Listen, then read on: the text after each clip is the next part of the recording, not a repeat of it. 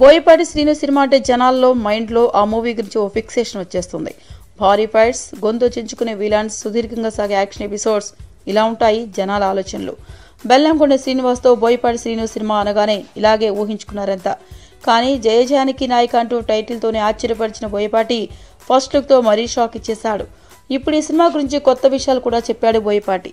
ఓ రాజ కుటుంబం నుంచి వచ్చే ఇంజనీరింగ్ స్టూడెంట్ పాత్రలో బెల్లంకొండ శ్రీనివాస్ కనిపిస్తాడు. రకుల్ ప్రీత్ సింగ్ లో ప్రేమలో పడ్డ తర్వాత తన ప్రేమను ఎలా గెలిపించుకున్నాడన్నదే స్టోరీ. హీరో ఫాదర్ పాత్రలో శరత్ కుమార్ నటిస్తుండగా సోదరిగా నందు కనిపిస్తాడు అని చెప్పిన బోయపాటి ఈ సినిమాలో బోలెడని ఫ్యామిలీ ఎమోషన్స్ మిక్స్ ఉంటాయన్నాడు.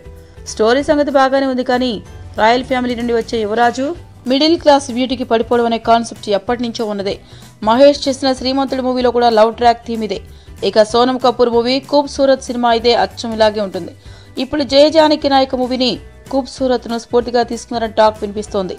ఈ మూవీలో రకుల్ ప్రీత్ సింగ్ తన కెరియర్ లో బెస్ట్ టాలెంట్ చూపించేసిందని, మూవీలో ఆమె పాత్ర జనాలకు షాక్ ఇచ్చేసిందని దర్శకుడు చెప్పడం చూస్తే నిజమేనేమో అనిపించక మానదు. ఏంటండి, వీడియో నచ్చిందా?